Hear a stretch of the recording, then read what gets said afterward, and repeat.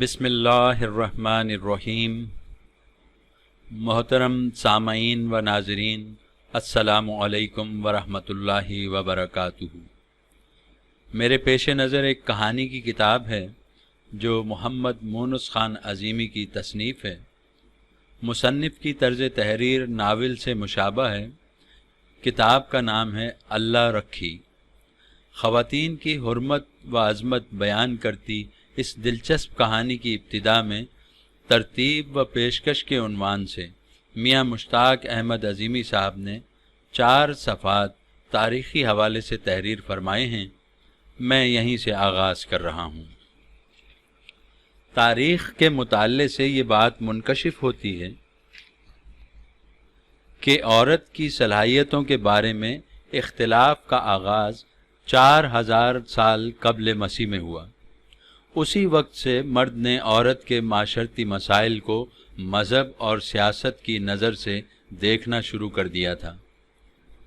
اس کا یہ اثر ہوا کہ اندھی تقلید کرنے والے ہر اس نشان کو معاشرے سے نکالنے کی جدوجہد میں مصروف رہے جس کا تعلق کسی بھی طرح عورت کی اہمیت اور حاکمیت سے تھا۔ باطنی علوم کی روشنی میں عورت اور مرد دونوں ایک ہیں۔ اعضاء و جوارح کا مجموعہ جسم بھی ایک ہے۔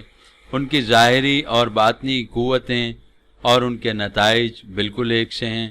ہر عورت مرد ہے اور ہر مرد عورت ہے، یعنی ہر عورت کے اندر مرد چھپا ہوا رخ اور ہر مرد کے اندر عورت چھپا ہوا رخ ہے۔ اس لیے دونوں کو انسان کہہ کر پکارا گیا، یعنی مؤنث و مذکر کا مجموعہ انسان ہے۔ قرآن میں یا ایھا الناس سے مراد مرد اور عورت دونوں ہیں۔ آدم کی اولاد صرف مرد ہی نہیں، عورت بھی ہے۔ آدم کا مطلب صرف آدم اس لیے نہیں کہ کوئی بھی تخلیق حوا کے بغیر نہیں ہوئی۔ ہزاروں سال پہلے جب لوہے کا سراغ ملا اور لوہے سے ہتھیار بنے، اس وقت سے مرد نے عورت کی حاکمیت کو چیلنج کرنا شروع کیا اور رفتہ رفتہ مادری نظام کے بجائے پدری نظام قائم ہو گیا، کیونکہ معاشرت میں پدری نظام کا عمل دخل کر دیا گیا۔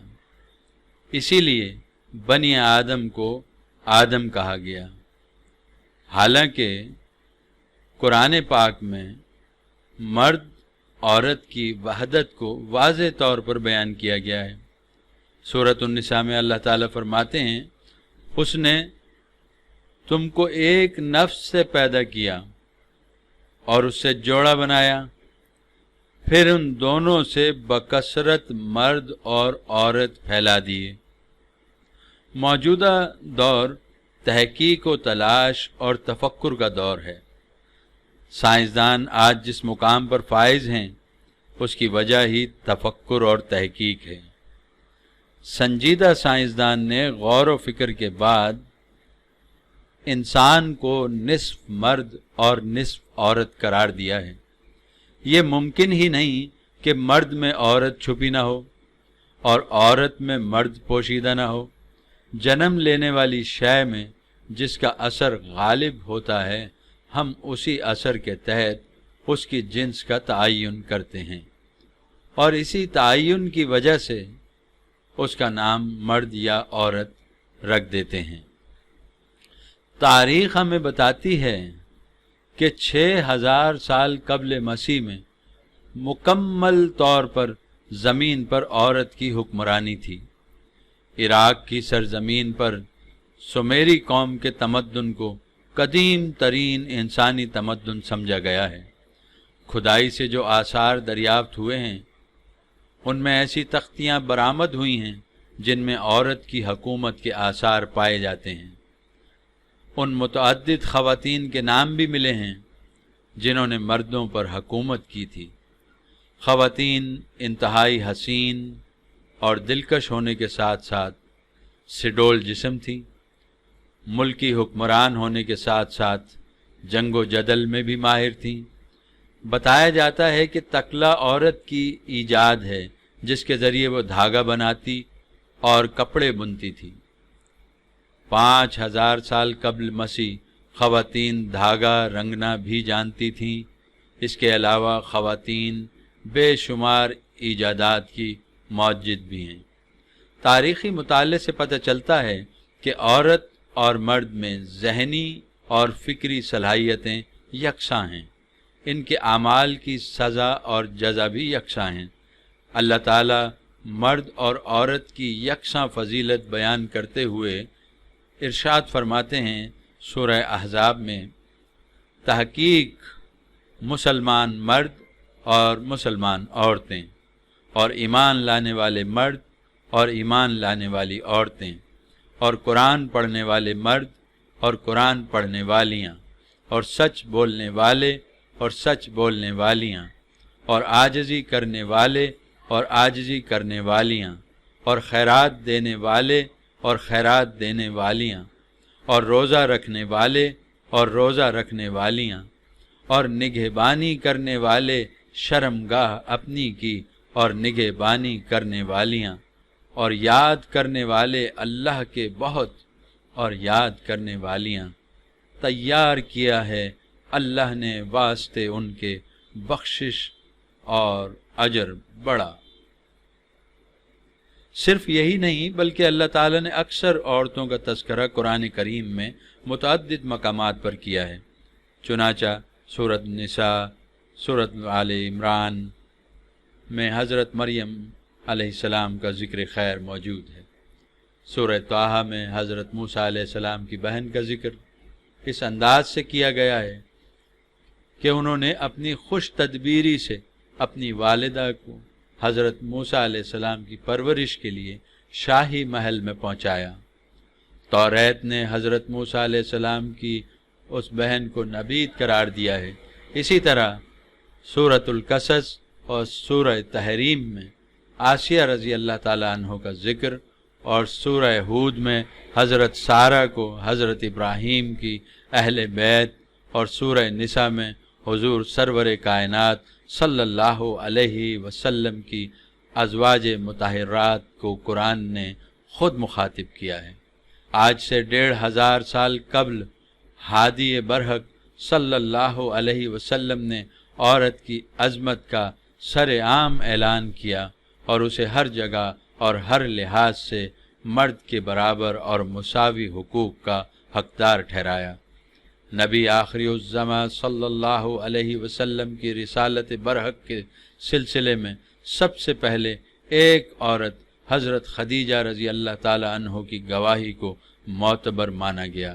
مسلمانوں کو تیمم کی سہولت حضرت عائشہ صدیقہ رضی اللہ تعالی عنہ کی بدولت حاصل ہوئی۔ واقعہ افک میں خود اللہ تعالیٰ نے ان کی رن کے لیے آیات نازل کی۔ اسلام کی پہلی شہید ایک خاتون حضرت سمیہ رضی اللہ تعالیٰ عنہ تھی۔ یہ ایک بڑی تاریخی حقیقت ہے کہ محمد صلی اللہ علیہ وسلم پر اترنے والے قرآن نے تاریخ کی مظلوم ترین عورت والدہ یسوع مسیح حضرت مریم علیہ السلام کو وہی تقدس عطا کیا جو ابراہیم علیہ السلام، یونس علیہ السلام اور یوسف علیہ السلام کو دیا، اور جس طرح ان کے تذکرے سے مزین صورتیں ان کے نام سے منسوب ہوئیں، اسی طرح سورت میں حضرت مریم علیہ السلام اور حضرت عیسیٰ علیہ السلام کا ذکر کیا گیا، اس کا نام سورہ مریم ہے۔ اگر قرآن حکیم کے نزدیک عورت کا مقام مرد سے کم تر ہوتا اور اس کی بزرگی اور عظمت مرد کے مساوی نہ ہوتی تو قرآن پاک کی یہ سورت حضرت مریم علیہ السلام کے بجائے حضرت عیسیٰ علیہ السلام سے منسوب کی جاتی۔ جب روحانی علوم کا تذکرہ آتا ہے اس وقت بھی مرد اور خواتین کی صلاحیتوں کو متنازع کہہ دیا جاتا ہے۔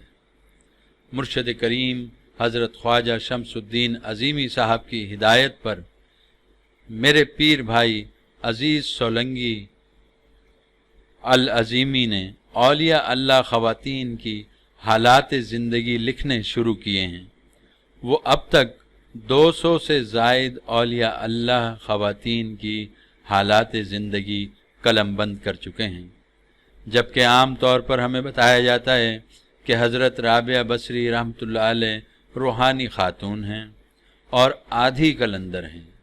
روحانی علوم کے علاوہ بے شمار خواتین کے حالات زندگی تاریخ کے صفحات پر موجود ہیں۔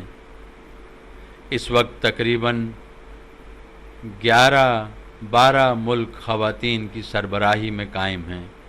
خواتین کی صلاحیتوں پر غور کیا جائے تو ہمیں ہر شعبہ زندگی میں ان کی موجودگی ملتی ہے۔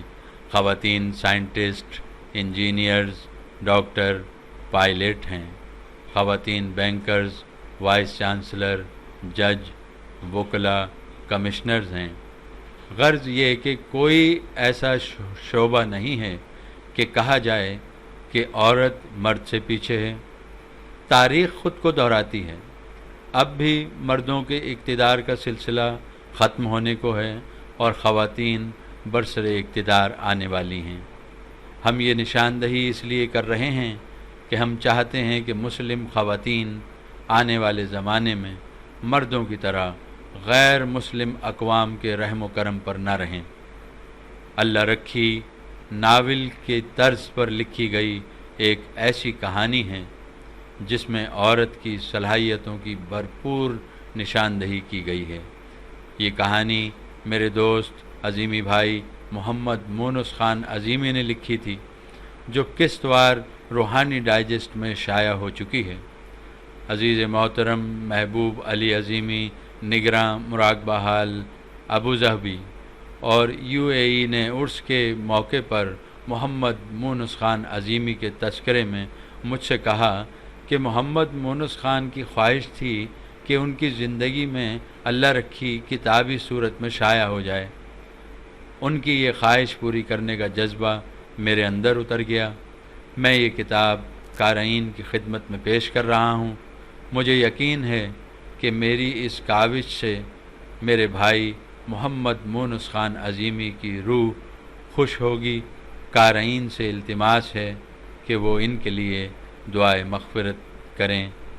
میاں مشتاق احمد عظیمی، روحانی فرزند حضرت خواجہ شمس الدین عظیمی، نگراں مراقبہ حال لاہور۔